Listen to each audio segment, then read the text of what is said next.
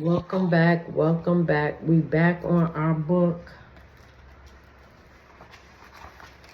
club reading 48 Laws of Power, Law 11.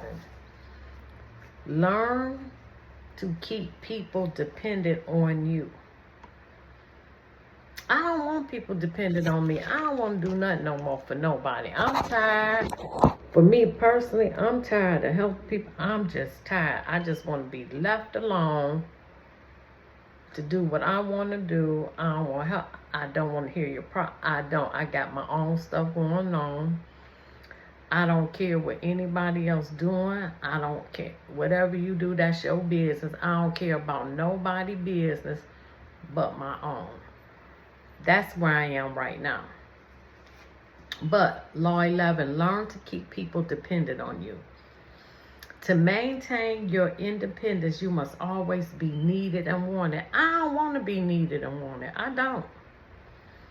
The more you are relied on, the more freedom you have. I don't see that, but we'll see. Make people depend on you for their happiness and prosperity, and you have nothing to fear. Never teach them enough so they can do without you. Now that is true, because on my job, I teach people enough, but you're not going to get the whole thing. So I get that. Sometimes in the Middle Ages, a mercenary soldier whose name has not been recorded saved the town of Siena from a foreign aggressor. How could the good citizens of Siena reward him? No amount of money or honor could possibly compare in value to the preservation of the city's liberty. The citizens thought of making the mercenary the lord of the city, but even that they decided wasn't recompense enough. At last, one of them stood before the assembly, called to debate this matter, and said, "Let us kill him and then worship him as a patron saint." And so they did. Well, no, I sure don't want that kind of depend. Don't depend on me telling you gonna kill. The Count of Carmagnola was one of the bravest, most successful of all the conjuring. In 1442, late in his life, he was in the employ of the city of Venice, which was in the midst of a long war with Florence. The Count was suddenly recalled to Venice. A favorite of the people, he was received there with all kinds of honor and splendor. That evening he was to dine with the Doge himself in the Doge's place. On the way into the palace, however, he noticed that the guard was leading him in a different direction than usual. Crossing a famous bridge of signs, he suddenly realized where they were taking him, to the dungeon. He was convicted on a trumped-up charge, and the next day in the Piazza San Marco, before a horrified crowd who could not understand how his fate had changed so drastically, he was beheaded. Wow. Many of the great condotti of Renaissance Italy suffered the same fate as the patron saint of Siena and the Count of Carmagno. They won battle after battle, for their employees only find themselves banished, imprisoned, or executed. The problem was not ingratitude, it was that there were so many other conjurers as able and valiant as they were. They were replaceable. Nothing was lost by killing them. Wow. Meanwhile, the older among them had grown powerful themselves and wanted more and more money for their services. How much better than to do away with them and hire younger and cheaper mercenaries? That's just like your job. You at the max pay. They don't want to pay that money, but they'd rather hire younger, cheaper labor, hire migrants to do the work. That'll do it for $5 rather than paying you $20. I get that. That was the fate of the Count of Magnolia, who had started to act impudently and independently. He had taken his power for granted without making sure that he was truly indispensable. Such is the fate of those who do not make others depend on them. Sooner or later, someone comes along who can do the job as well as you can. Someone younger, fresher, less expensive, less threatening. Be the only one who can do what you do, and make the fate of those who hire you so intertwined with yours that they cannot possibly get rid of you. Otherwise, you will someday be forced to cross your own bridge of size. Now, that is a good point, I have to say. And this is a short chapter. Okay, cool. When Otto von Bismarck became a deputy in the Prussian Parliament in 1847, he was 32 years old and without an ally or friend. Looking around him, he decided that the side to ally himself with was not the Parliament's liberals or conservatives, nor any particular minister, and certainly not the people. It was with the king, Frederick William the Fourth. Okay. This was an odd choice, to say the least, for Frederick was at a low point of his power, a weak, indecisive man. He constantly gave in to the liberals in Parliament. In fact, he was spineless and stood for much that Bismarck disliked, personally and politically. Yet Bismarck countered Frederick night and day. When other deputies attacked the king for his many inept moves, only Bismarck stood by him. Finally, it all paid off. In 1853, Bismarck was made a minister in the king's cabinet. Now he went to work. Time and again, he forced the king's hand, getting him to build up the military, to stand up to the liberals, to do exactly as Bismarck wished. He worked on Frederick's insecurity about his manliness, challenging him to be firm in the rule with pride. And he slowly restored the king's powers until the monarchy was once again the most powerful force in Persia. When Frederick died in 1861, his brother William assumed the throne. William disliked Bismarck intensely, had no intention of keeping him around, but he also inherited the same situation his brother had, enemies galore who wanted to nibble his power away. He actually considered abdicating, feeling he lacked the strength to deal with the dangerous, precarious position. But Bismarck insulated himself once again. He stood by the new king, gave him strength, urged him into firm, decisive action. The king grew dependent on Bismarck's strong-arm tactics to keep his enemies at bay. And despite his antipathy toward the man, he soon made him his prime minister.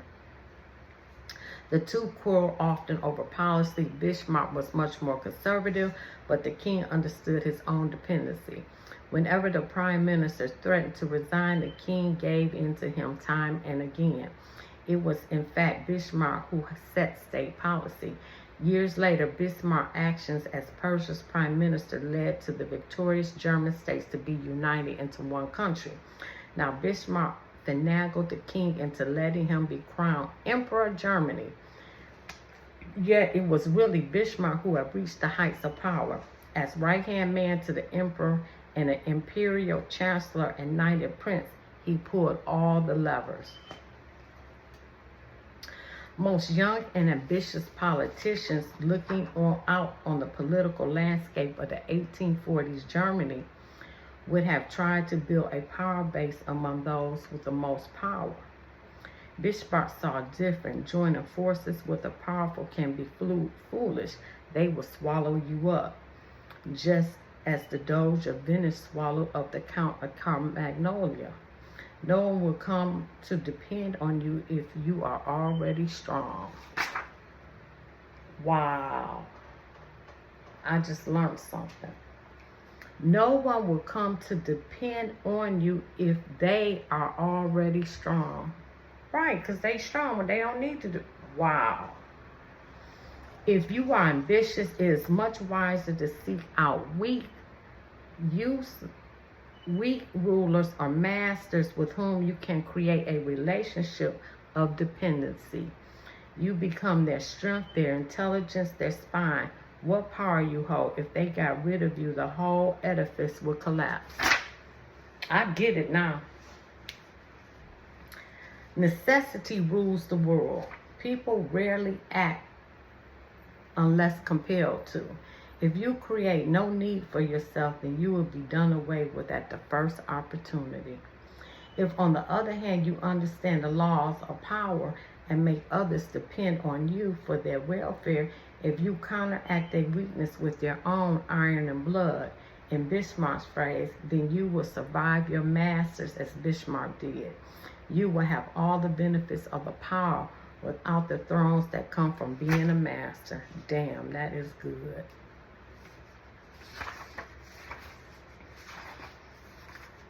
The ultimate power is power to get the people to do as you wish.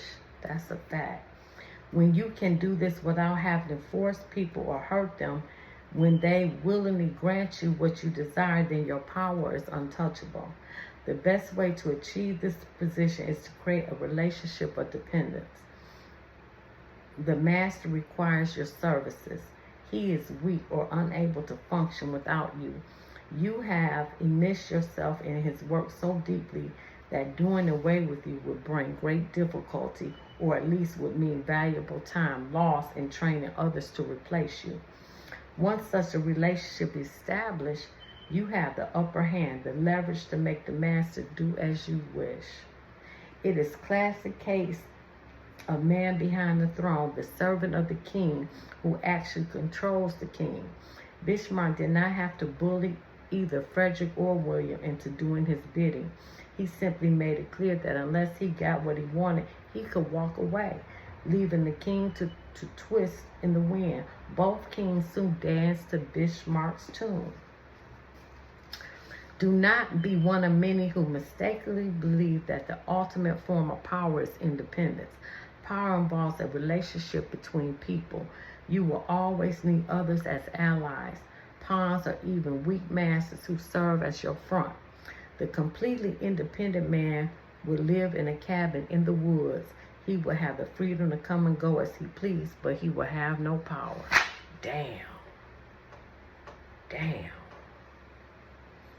The best you can hope for is that others will grow so dependent on you that you enjoy a kind of reverse independence.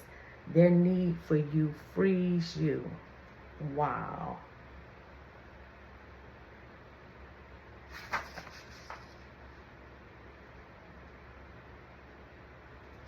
You do not have to have the talent of Michelangelo.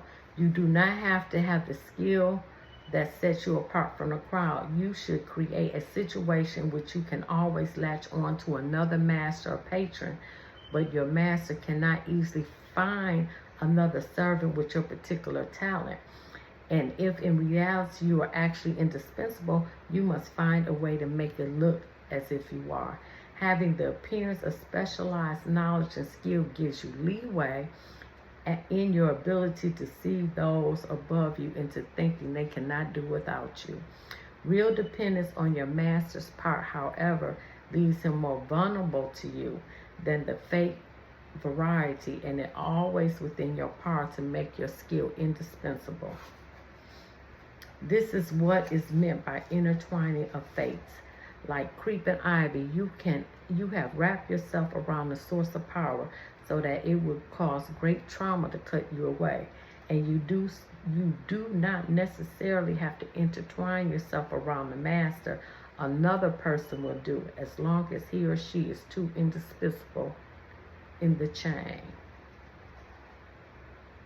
One day, Harry Cohn, president of Columbia Pictures, was visited in his office by a gloomy group of executives. It was 1951 when the witch hunt against communists in Hollywood carried on. Oh, that was the McCarthy trials.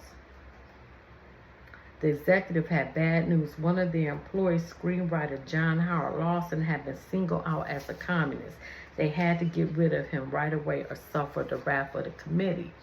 Harry Cohn was no bleeding heart liberal. In fact, he had always been a die-hard Republican. His favorite politician was Benito Mussolini. I get that. Whom he had once visited and whose frame hung on his wall. If there was someone he hated, Cohen would call him a communist bastard. But to the executive's amazement, Cohen told them he would not fire Lawson. He did not keep the screenwriter on because he was a good writer. There were many good writers in Hollywood. He kept him because of the chain of independence. Lawson was Humphrey Bogart's writer, and Bogart was Columbia's star. Wow. If Cohen messed with Lawson, he would ruin an immensely profitable relationship that was worth more than terribly publicity brought to him by the defiance of the committee. Henry Kissinger, Illuminati himself, managed to survive the many bloodlettings that went on in the Nixon White House, not because he was the best diplomat Nixon had. There were other fine negotiators, and not because the two men got along well. They did not, nor did they share their beliefs in politics. Kissinger survived because he entrenched himself in so many areas of the political structure that to do away with him would lead to chaos. Michelangelo's power was intensive, depending on skill, his ability as an artist. Kissinger was extensive. He got himself involved in so many aspects and departments of the administration that his involvement became a card in his hand. It has also made him many allies. If you can arrange such a position for yourself, getting rid of you becomes dangerous. All sorts of interdependent areas will unravel. Still, the intensive form of power provides more freedom than extensive because those who have it depend on a particular master or particular position of power for their security. This is good. To make others dependent on you, one route to take is the secret intelligence tactic. By knowing other people's secrets, by holding information that they wouldn't want broadcast, you seal your fate with theirs. Oh, that sounds like some Diddy shit, don't it? You are untouchable. Ministers of secret police have held their position throughout all the ages. Take J. Edgar Hoover. But the role is so full of insecurities and paranoia that the power it provides also cancels itself out. You cannot rest at ease, and what good is power if it brings you no peace? One last warning, do not imagine that your master's dependent on you will make him love you. In fact, he may resent and fear you. But as Machiavelli said, it is better to be feared than loved. Damn, that's good. Fear you can control, love never. Depending on an emotion as subtle and changeable as love or friendship will only make you insecure. Better to have others depend on you out of fear of consequences of losing you than out of love of your company. Wow. The weakness of making others depend on you is that you are in some measure dependent on them. But trying to move beyond that point means getting rid of those above you. It means standing alone, depending on no one. Such is J.P. Morgan or John D. Rockefeller, to drive out all competition, to be in complete control. If you can corner the market, so much the better. Both Illuminati, Rockefeller, Morgan, J.P. Morgan. No such independence comes without a price. You are forced to isolate yourself. Monopolies often turn inward and destroy themselves from the internal pressure. They also stir up powerful resentment, making their enemies bound together to fight them. The drive for complete control is often ruinous and fruitless. Interdependence remains the law. Independence a rare, often fatal exception. Better to place yourself in a position of mutual dependence than and to follow this critical law rather than to look for its reversal. You would not have the unbearable pressure of being on top, and the master above you will in essence be your slave, but he will depend on you. Damn, that was good. That's Law 11. So basically what it's saying, This law advises becoming indispensable by developing unique skills or knowledge that people need. Ensuring your continued relevance and freedom within relationships and hierarchies. By making yourself a necessary asset, you can gain control and can avoid being easily replaced, making you a cornerstone rather than a disposable element. Well, that was a good chapter. Like, share, subscribe, leave a comment.